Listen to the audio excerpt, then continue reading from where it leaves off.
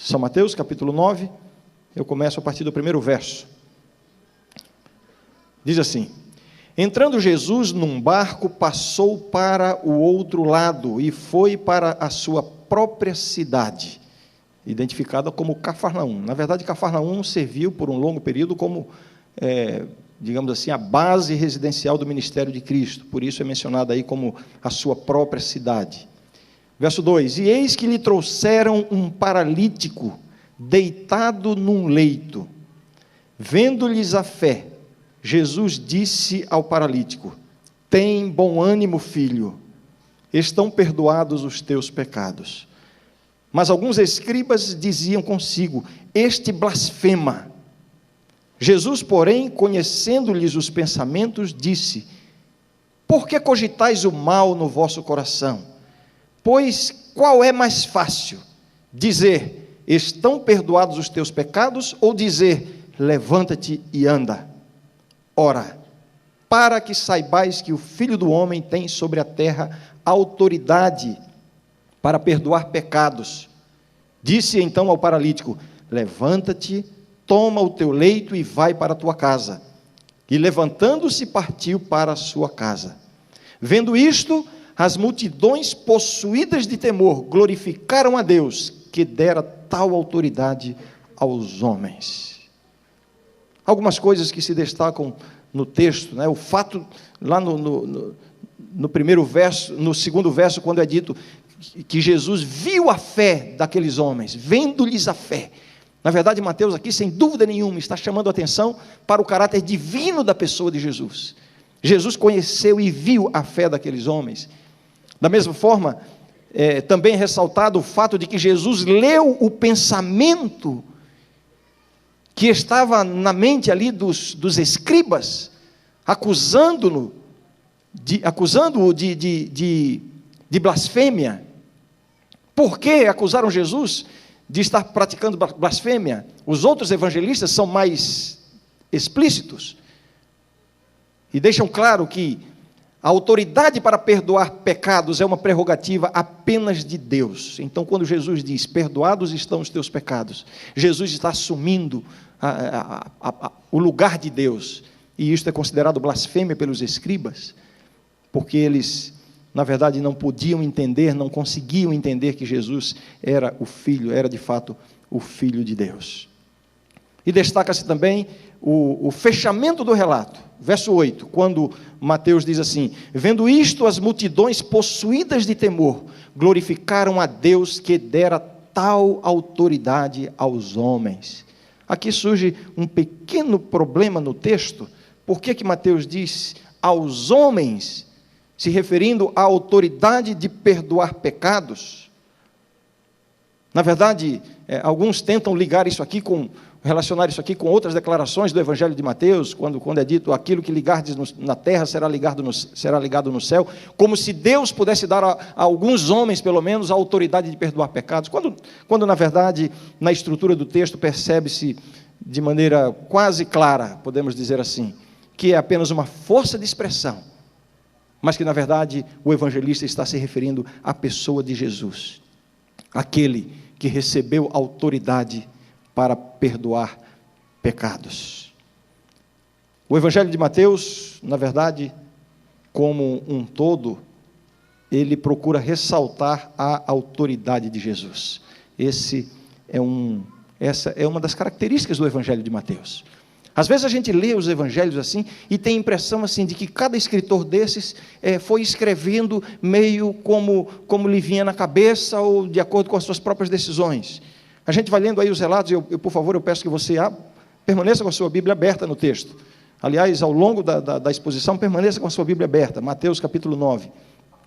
Quando a gente começa a ler o Evangelho de Mateus, assim como Lucas e Marcos, os outros evangelhos, uma leitura superficial não nos faz perceber a estrutura extremamente organizada de cada um desses evangelhos. Cada um deles tem um propósito específico, tem um público-alvo específico. E a matéria apresentada é apresentada de forma muito bem ordenada, organizada, para alcançar plenamente o objetivo para o qual o evangelista está escrevendo o seu evangelho. Na verdade, eu não tenho plena certeza Eu não tenho segurança de que o evangelista, o escritor, conseguiu ele mesmo perceber esta ordem, esta estrutura tão organizada, ou se ele de alguma forma, por inspiração do Espírito Santo, foi escrevendo assim, sem ele mesmo ter uma noção clara dessa estrutura. Eu não sei disso, mas a verdade é que o Evangelho de Mateus, assim como os outros, seguem uma estrutura para alcançar um propósito. E como eu disse, eu quero destacar aqui na mensagem de hoje, como eu já disse, duas facetas da pessoa de Jesus: a autoridade de Jesus e a prioridade de Jesus em relação no seu relacionamento conosco. Como eu disse, na estrutura do Evangelho, no texto do Evangelho de Mateus, nós percebemos a intenção do Evangelho de ressaltar, de colocar em evidência a autoridade de Jesus. Vamos dar uma olhadinha. Você está com a Bíblia aberta, não? Então vamos, por exemplo, para o finalzinho, volte uma página, volte a folha aí. Finalzinho do Sermão da Montanha, e nós temos pregado aqui, sei lá, talvez 10, 11 ou 12 sermões baseados no Sermão da Montanha, um texto extraordinário, um sermão maravilhoso. Cada declaração de Jesus, cada ensinamento causava um impacto tremendo na mente das pessoas. Eu fico curioso assim em saber a reação, como eu gostaria de poder presenciar, de ver um videotape do rosto das pessoas, da reação, à medida que Jesus ia apresentando essas grandes verdades, os princípios do reino. E vejam como o escritor encerra o relato do Sermão da Montanha, versos 28 e 29, capítulo 7, versos 28 e 29. Eu estou aqui argumentando a favor do primeiro tópico do meu sermão, a autoridade de Jesus revelada na cura do paralítico de Cafarnaum. E estou ressaltando que a autoridade de Jesus é algo presente na estrutura do Evangelho de Mateus. E vamos ver isso aqui, pelo menos nesses capítulos que antecedem ao milagre. O fim do Sermão do Monte, capítulo 7, versos 28 e 29, dizem assim: quando Jesus acabou de proferir estas palavras, estavam as multidões maravilhadas da sua doutrina. E o verso 29 diz o quê? Porque ele as ensinava como quem tem autoridade, e não como os escribas. A doutrina deixou as pessoas maravilhadas, mas a principal razão desta reação das multidões não era a doutrina em si, senão a autoridade com que Jesus apresentou a doutrina. Vejam o destaque dado à autoridade de Jesus, porque ele as ensinava, e o texto diz assim: como quem tem autoridade. Jesus aqui no Sermão da Montanha, ele fala como quem tem autoridade. Só que na sequência do texto, a partir do capítulo 8, especialmente, eu quero chamar a sua atenção aqui, especialmente capítulos 8 e 9, que formam um bloco. Os capítulos 8 e 9 formam um bloco. E visivelmente nós percebemos a intenção do Evangelho nesses dois capítulos que vêm a seguir ao Sermão da Montanha. A intenção do Evangelho agora de demonstrar a autoridade de Jesus. Porque no Sermão da Montanha ele falou como quem tem autoridade. E agora ele passa a mostrar a sua autoridade. Como ele mostra a sua autoridade? Através de uma série de milagres. E o evangelista agora começa a apresentar uma sucessão de milagres. E como eu disse, é impressionante ver como essa narrativa é organizada, é estruturada. O evangelho apresenta aí nesses dois capítulos, neste bloco, que apresenta uma sucessão de milagres, na verdade, 3 grupos de milagres, bem ordenados, intercalados por chamados ao discipulado. É como se o evangelho, eu não vou dizer o evangelista, porque de fato eu não sei se Mateus teve essa noção tão clara, mas o evangelho inspirado aqui pelo Espírito Santo, parece que tinha uma intenção clara de dizer assim: quando Jesus chama alguém para segui-lo, é porque ele tem autoridade, ele tem poder para capacitar. E aí o evangelho apresenta um grupo de 3 milagres, chamado ao discipulado. Milagres, chamado ao discipulado. Uma ênfase na autoridade de Jesus. Que autoridade é essa? No Sermão do Monte, autoridade ao falar, como quem tem autoridade. E agora, a autoridade demonstrada na prática. Então vejam, nós não vamos ler os 2 capítulos, mas vejam só, a maioria das Bíblias deve ter aí um subtítulo, né? Algumas não têm, mas aquelas que têm o subtítulo aí, vai nos ajudar agora a você acompanhar. Capítulo 8, começa apresentando aí a cura de um leproso, a cura do criado de um centurião, a cura da sogra de Pedro, e em seguida, muitas outras curas. A autoridade de Jesus, revelada no seu poder de curar. Depois, a partir do verso 23, Jesus acalma uma tempestade. Depois, a cura de 2 endemoniados gadarenos. E no capítulo 9, a cura de um paralítico em Cafarnaum. Aí vem a vocação de Mateus, etc. Em seguida, a partir do verso 28, né? A cura de uma mulher enferma e a ressurreição da filha de Jairo. O relato de uma ressurreição, seguida pela cura de 2 cegos, depois a cura de um mudo endemoniado. Vejam. Puxa, eu não queria que meu sermão parecesse uma aula, né? Mas é importante a gente perceber isso aqui no Evangelho, porque a estrutura do texto nos ajuda a ver esta faceta da pessoa, esta característica da pessoa de Cristo, a sua autoridade. Pregou o sermão da montanha e falou, as multidões ficaram maravilhadas, porque ele falava como quem tem autoridade. Agora ele revela a sua autoridade. Ao curar os enfermos, Jesus demonstra que tem autoridade sobre a doença. Ao acalmar a tempestade, ele revela que ele tem autoridade, poder sobre a natureza. Ao expulsar os demônios, Jesus revela que tem autoridade sobre os demônios, sobre o mundo espiritual, tem poder sobre as hostes malignas. Aqui na cura do paralítico de Cafarnaum, o nosso texto de hoje, Jesus revela a sua autoridade, o seu poder para perdoar pecados. Na ressurreição da filha de Jairo, Jesus culmina a demonstração da sua autoridade e do seu poder, revelando que ele tem poder sobre o efeito final do pecado, que é a morte, ao ressuscitar aquela menina. Vejam, a autoridade de Jesus revelada, demonstrada de maneira tão intensa, de maneira tão vívida, nesses 2 capítulos de São Mateus. E é aqui, nesse contexto da autoridade de Cristo, que está incrustado o relato da cura do paralítico de Cafarnaum. Neste milagre, Jesus demonstra a sua autoridade para perdoar pecados. Permaneça com a Bíblia agora no capítulo 9 de São Mateus. Jesus revela a sua autoridade para perdoar pecados. A palavra autoridade, ela pode ser aqui, a palavra original no grego, possibilita uma tradução correta para autoridade ou poder. Jesus tem autoridade, ele tem poder para perdoar pecados. E enquanto eu preparava essa mensagem, eu pensava, eu quero relembrar a minha querida igreja, que Deus tem poder para perdoar pecados. Eu não sei, mas é possível que alguém aqui esta manhã estivesse precisando ouvir isso de novo. Que Deus tem autoridade para perdoar pecados.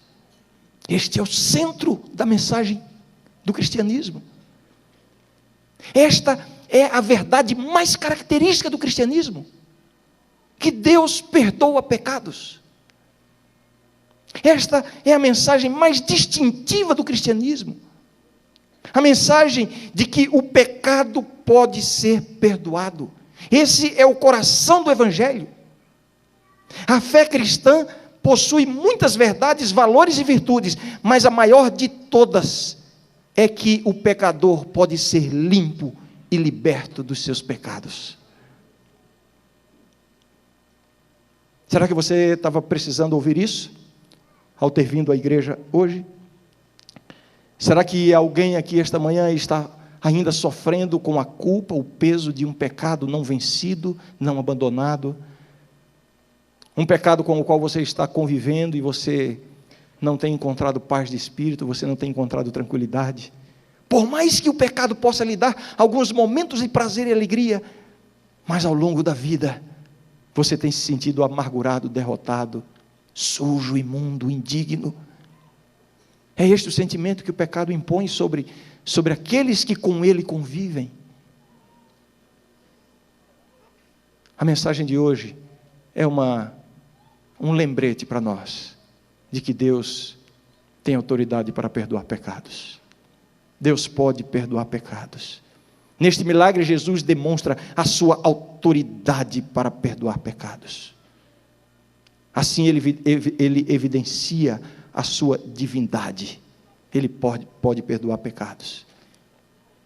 Eu li há pouco tempo o relato de que um ateu ilustre na Inglaterra desafiou um ministro do Evangelho para um debate público.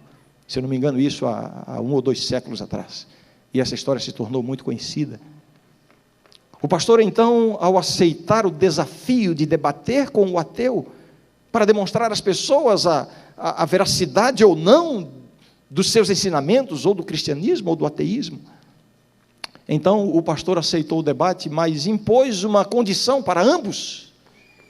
Ele disse: vamos nos encontrar para o debate, e já disse assim, o pastor disse: eu vou trazer 100 pessoas que foram transformadas pela mensagem que o cristianismo prega.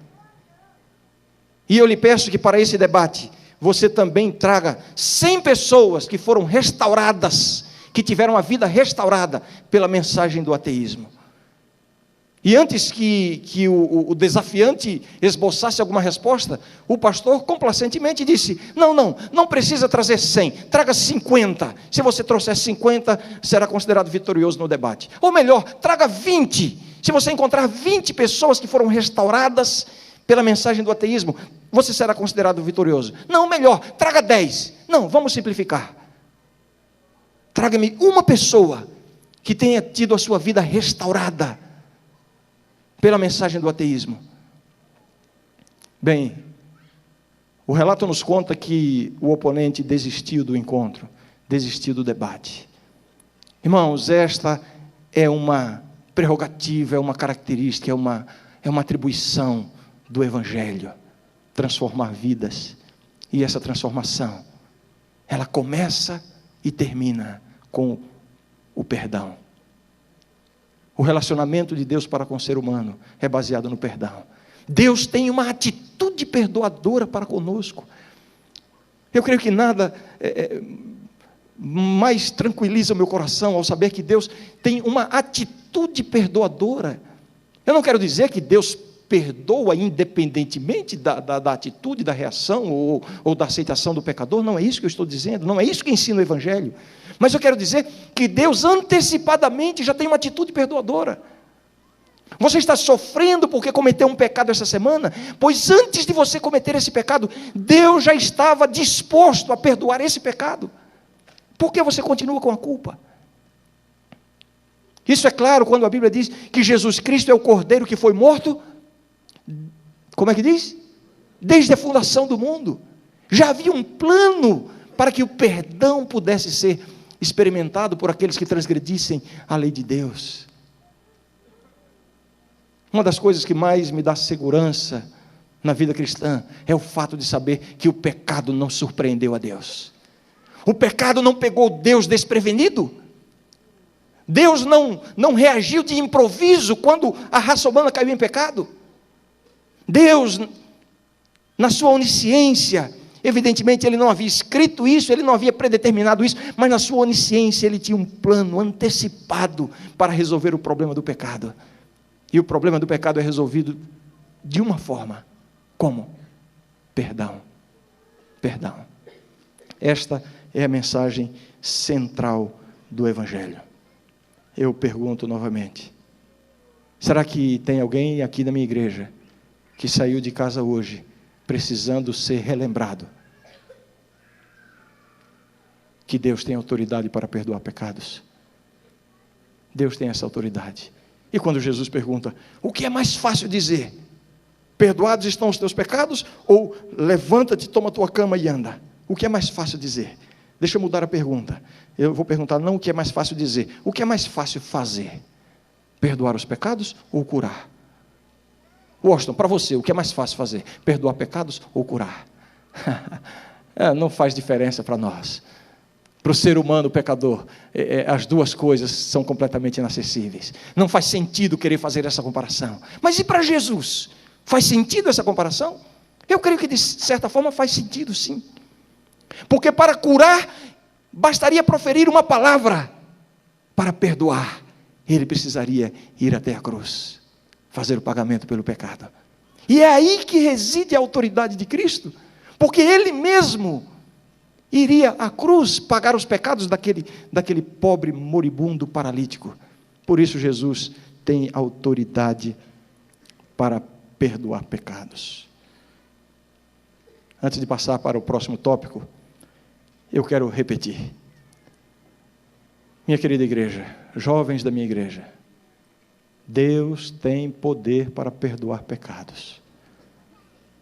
Deus tem poder para perdoar pecados. Talvez alguns aqui precisem fazer um plano de hoje à tarde terem um encontro com Deus, lá no secreto do seu quarto, para resolver algum problema que está atormentando a sua consciência. Mas você vai sair daqui hoje com a certeza de que Deus tem autoridade para perdoar pecados. Saia com essa segurança.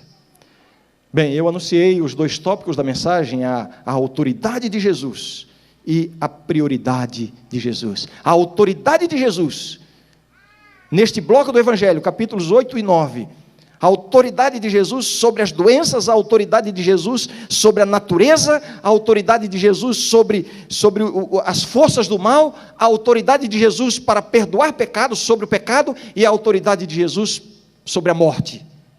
Vejam que é um bloco completo. O texto que escolhemos ressalta a autoridade de Jesus para perdoar pecados. E esse texto também revela a prioridade de Jesus no seu relacionamento para conosco. Vamos ao texto. Capítulo 9, de São Mateus, capítulo 9, aí estamos. Entrando Jesus num barco, passou para o outro lado e foi para a sua própria cidade. E eis que lhe trouxeram um paralítico deitado num leito. Vendo-lhes a fé, Jesus disse ao paralítico: tem bom ânimo, filho, estão perdoados os teus pecados. Muito bem. Estes homens trouxeram o paralítico. O Evangelho de Marcos revela que foram 4 amigos que trouxeram o paralítico. Ao trazerem o paralítico à presença de Cristo, o que é que eles queriam de Jesus? Alguém falou aí, eu acho que foi uma criança. Foi uma criança. O que é que eles queriam? A cura. Na mente dos amigos do paralítico, qual era a prioridade deles? O esforço deles tinha um objetivo: levar o seu amigo à possibilidade de cura. Esta era a prioridade. Colocaram o paralítico diante de Jesus. E o que é que Jesus disse? Tem bom ânimo, filho, estão perdoados os teus pecados. Ou seja, o que eles queriam de Jesus? A cura. O que Jesus ofereceu de imediato? O perdão. Qual era a prioridade daqueles homens? Cura ou perdão? Cura. O físico. Ao dizer, tem bom ânimo, filho, teus pecados estão perdoados, Jesus revela qual era a sua prioridade. Qual era? A cura ou o perdão? O perdão. Aqui está a prioridade de Jesus. Jesus tem uma prioridade no seu relacionamento conosco: o espiritual antes do físico. Veja que a fé daqueles homens, incluindo a do paralítico, produziu cura espiritual. E no próprio Evangelho de Mateus, nós percebemos algo interessante. Muitas vezes Jesus curou em resposta à fé das pessoas que buscaram cura. Outras vezes, Jesus realizou curas, pelo menos no texto, curas que não apresentam nenhuma relação com a fé. E há situações em que claramente a fé não está presente. E apesar disso, Jesus realizou curas. Aí, neste bloco que nós falamos, existe o relato de muitas curas, e é dito que Jesus curou a todos os que foram a ele. Será que todos tinham fé? Provavelmente não. E por que não citar a ressurreição de Lázaro, considerado o maior milagre de Jesus? Onde é que está a fé para este milagre? Lázaro, coitado, estava morto. As suas duas irmãs, momentos antes, tinham demonstrado a sua incredulidade. No entanto, Jesus realiza o milagre. Ou seja, para a cura física, para situações materiais, físicas, Jesus não precisa nem da nossa fé para resolver. É isso que eu quero dizer. Agora, a prioridade de Jesus está na cura espiritual. Jesus diz assim: tem bom ânimo, filho. Perdoados estão os teus pecados. Vejam. Jesus olha para aquele paralítico. Ele estava oprimido. Ele estava angustiado. Ele estava derrotado. Qual era a principal razão dessa angústia, do sofrimento do paralítico? A sua paralisia física? No livro O Desejado de Todas as Nações, é dito que a angústia do coração do paralítico era a culpa pelos seus pecados. E é dito ali também que a sua paralisia era o resultado de uma vida de pecados. Isso aqui não serve para endossar a falsa teologia que já vem desde os tempos bíblicos, dos tempos de Cristo, de que o pecado de uma pessoa vai atrair a ira de Deus, o castigo de Deus em forma de doença, em forma de tragédia. Não é isso que a Bíblia ensina. Mas nesse caso aqui, claramente é dito pela inspiração que a sua enfermidade não era um castigo direto de Deus, mas era o resultado de uma vida de pecado. E o seu maior anseio não era a cura física, o seu maior anseio era ser liberto deste fardo de culpa. E no livro que eu mencionei, é dito que quando Jesus disse assim: filho, tem bom ânimo, teus pecados estão perdoados. Naquele momento, ele se sentiu pleno e plenamente satisfeito com a cura espiritual. É dito que ele, naquele momento, já estava disposto a seguir a sua vida, a seguir adiante, vivendo ou morrendo, segundo a vontade de Deus. Este homem, ele foi a Jesus também com uma prioridade em seu coração, a mesma prioridade de Jesus para nós: o espiritual antes do físico.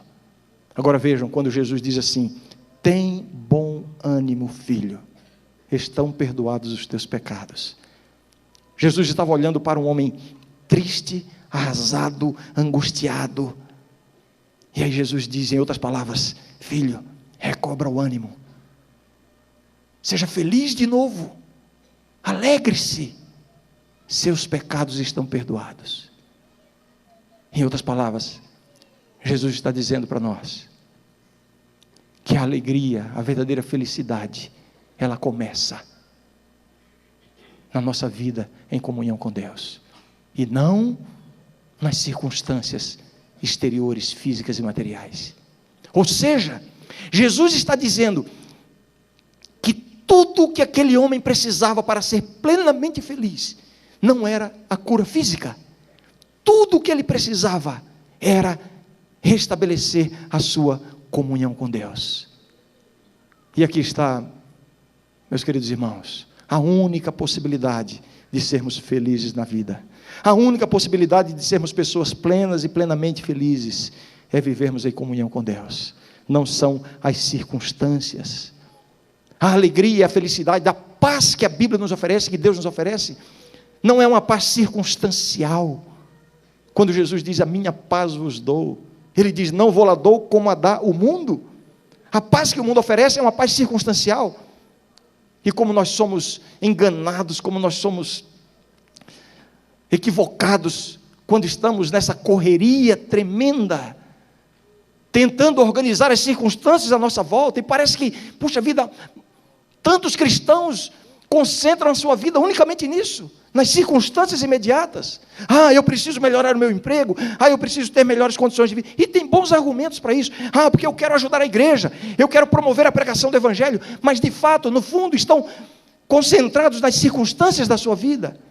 Eu preciso preparar meus filhos para o seu futuro, eu preciso me preparar para a aposentadoria, eu preciso ter uma casa melhor, Eu e você conhecemos pessoas que têm as melhores circunstâncias da sua vida, têm saúde, têm prosperidade material, têm tudo isso, e são profundamente infelizes. Essa é uma evidência de que não são as circunstâncias exteriores que vão completar a necessidade do nosso coração. A única coisa que vai nos dar verdadeira felicidade é a nossa comunhão com Deus. E mais do que isso, uma pessoa em plena comunhão com Deus será plenamente feliz, independentemente das circunstâncias. É por isso que eu e você conhecemos pessoas que estão enfrentando doenças, crises em casa, problemas com os filhos, mas quando você conversa com essas pessoas, você percebe, às vezes, com as lágrimas da dor nos olhos, mas um coração em paz. É por isso que Jesus diz: a minha paz vos dou. Essa não é uma promessa circunstancial. Essa é uma promessa que se cumpre na nossa comunhão com Deus. E a comunhão depende de quê? Do perdão. E Jesus tem autoridade para perdoar. E a prioridade de Jesus para conosco é o espiritual antes do físico. Vejam que finalmente Jesus curou o aspecto físico deste homem. Mas o que motivou Jesus a curar a doença dele? O que foi que motivou Jesus? Revelar a sua autoridade divina para aqueles incrédulos que estavam ali. Fica muito claro que a prioridade de Jesus estava no aspecto espiritual. Os amigos dele queriam a cura, que era comum. O paralítico queria o perdão, que era melhor.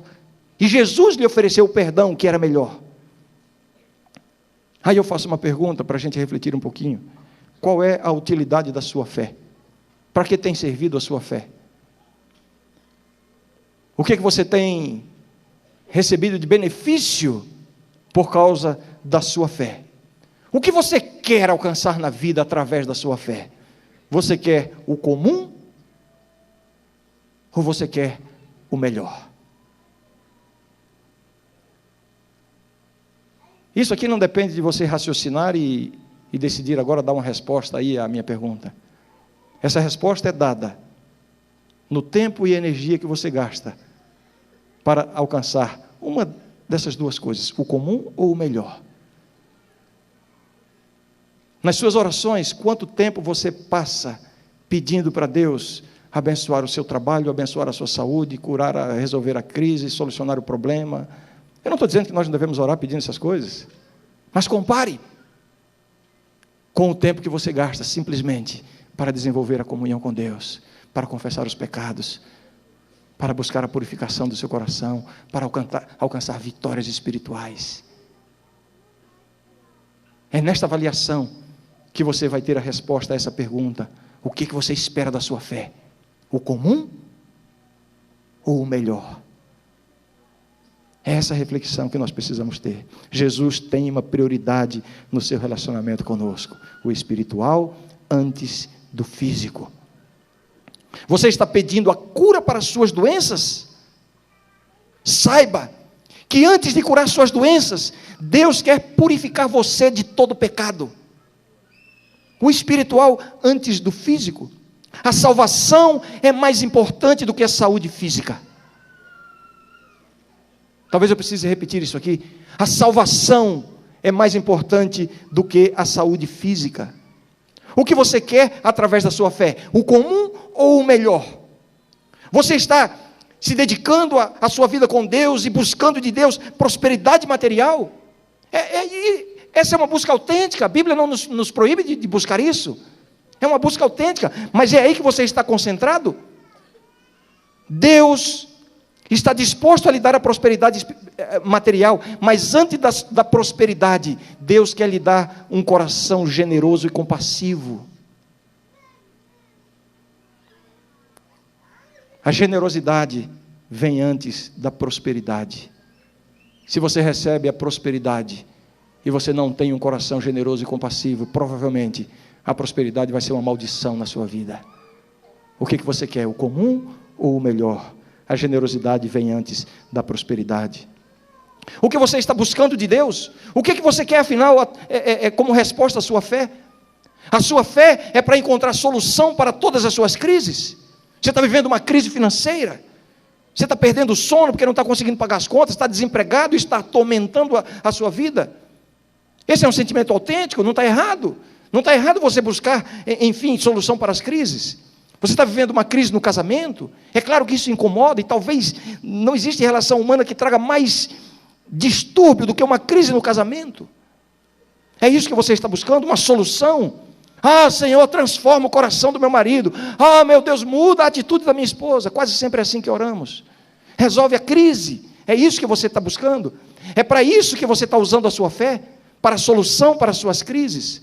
Você está vivendo crises familiares, crises profissionais. O que é que você quer de Deus através da sua fé? O comum ou o melhor? Busque o comum, busque a solução das crises, mas antes de lhe dar a solução para todas as suas crises, Deus tem algo melhor para lhe dar. Ele quer lhe dar sabedoria, para que você saiba como proceder em meio à crise. A sabedoria é mais importante do que a solução da crise. É por isso que é perfeitamente possível que você esteja buscando uma bênção de Deus e está triste por não ter recebido a bênção, quando de fato Deus já está lhe dando uma bênção melhor do que a que você está pedindo. É a crise financeira e você está orando. Eu tenho aprendido através da minha própria vida, irmãos, que muitas vezes Deus nos permite permanecer na crise, no problema, na tribulação, na tempestade, porque são essas coisas que nos levam à oração. E enquanto estamos em oração, Deus nos abraça e nos transforma. E aqui eu estou buscando a solução para a crise, a solução para o problema financeiro, a solução para a doença do meu filho, da minha esposa, a minha doença. Mas na minha busca, Deus, enquanto eu busco o comum, Deus já está me dando o melhor. Está purificando o meu coração, está me colocando em harmonia com o seu próprio coração. A minha vontade começa a se fundir com a vontade de Deus. É por isso que nós temos que aprender a agradecer a Deus quando Ele demora a resolver os nossos problemas comuns. Porque quando Ele demora a resolver os problemas comuns, é porque Ele está nos dando algo melhor. O que é que você quer através da sua fé? O comum ou o melhor? O que é que você busca na vida? O sucesso? Nós vivemos numa comunidade acadêmica, onde isso é tão, digamos assim, influente sobre a nossa vida, a nossa atitude e o nosso comportamento. E como é bom, como é bonito, eu vejo meus queridos jovens da minha igreja, daqui do NASP, se dedicando aos estudos, e sonhando e planejando, saírem daqui e depois fazerem mestrado, doutorado e serem grandes profissionais, alcançarem sucesso na vida. Isso é um testemunho do cristianismo, sem dúvida. Mas é isso que você está buscando apenas? Eu quero lhe dizer que isso é comum. Isso é comum. Jesus, na cura desse paralítico, quer nos ensinar uma prioridade. E qual é a prioridade? O espiritual vem antes. O espiritual vem antes. Você, então, quer sucesso? Quer ter êxito na vida? Saiba, Deus está disposto a lhe dar o sucesso, mas antes do sucesso, Deus quer lhe dar um caráter sólido. Isso tem prioridade sobre o sucesso. E aqui eu quero fazer uma pergunta para os pais. Queridos pais, o que é que você quer para os seus filhos? O sucesso? Eu não digo isso aqui como quem está observando de longe. Eu tenho 2 filhos, um de 16 anos e uma de 10 anos. É claro que eu quero o sucesso deles. O sucesso no contexto humano mesmo, no contexto aqui do mundo, eu quero o sucesso deles. Mas se há uma coisa em que eu e minha esposa temos orado, é para que Deus nos dê sabedoria de nunca colocar na cabeça dos nossos filhos o sucesso antes do caráter. O que você quer para os seus filhos, queridos pais? Você está disposto a submeter seu filho, a sua filha, adolescente e jovem, a influências que provavelmente vão interferir na consagração dele ou dela a Deus, para que eles alcancem sucesso? Grande coisa. Você se lembra quando Jesus disse: de que adianta você ganhar o mundo inteiro e perder a sua alma? Que contrassenso. Eu queria lembrar os pais, a mim mesmo, a minha esposa e a todos os pais aqui presentes: o caráter dos nossos filhos deve ter prioridade sobre o sucesso dos nossos filhos. O que você exige dos seus filhos na escola? As melhores notas? Olha, eu acho que vocês sabem, eu nunca me coloco aqui como exemplo de nada, porque eu não sou exemplo de nada. Se procurarem defeitos, eu vou dizer que nem precisam procurar muito, vão achar facilmente. Mas eu quero compartilhar algumas vitórias que Deus nos dá no entendimento de algumas coisas. Lá em casa nós nunca exigimos dos nossos filhos notas altas, nunca exigimos isso, nunca chamamos, eu estou dizendo isso aqui na frente deles, o Renan e a Renata estão por aí, nunca os disciplinamos por terem tirado uma nota baixa. Agora, o que nós não admitimos é irresponsabilidade. Tem tarefa para cumprir, tem que cumprir, tem obrigações para fazer, tem que fazer, porque o caráter está acima do sucesso. E quando eles alcançam um caráter sólido, o sucesso vem como resultado. O que você quer através da sua fé? O comum ou o melhor? Jesus tem uma prioridade: o espiritual antes do material. O que você quer para os seus filhos? Que eles tenham dinheiro ou que tenham caráter? E mais uma vez eu digo, essa não é uma resposta que se dá com um raciocínio intelectual. Essa resposta você obtém ao avaliar a forma como você tem motivado os seus filhos em casa em relação às coisas da escola, às coisas da família e às coisas espirituais. Filho, tem bom ânimo, perdoados estão os teus pecados. Você está buscando alguma bênção de Deus? Você está precisando de um milagre de Deus? Qual é a bênção que você quer? Qual é o milagre que você precisa que Deus opere na sua vida? Eu quero que você saia daqui sabendo que o verdadeiro milagre de Deus é ser perdoado e estar em comunhão com Ele. Este é o milagre. Este é o milagre.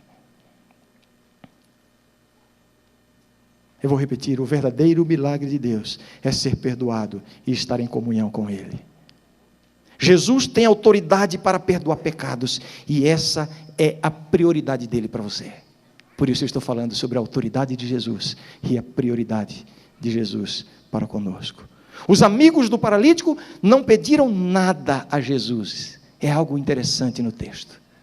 Eles chegaram e simplesmente colocaram o paralítico diante de Jesus. Nenhum dos evangelhos relata qualquer palavra da parte deles. Aliás, os detalhes mencionados pelo evangelista Marcos nos mostram que nem sabemos qual foi, enfim, o destaque dado àqueles 4 homens diante das pessoas e do próprio Jesus.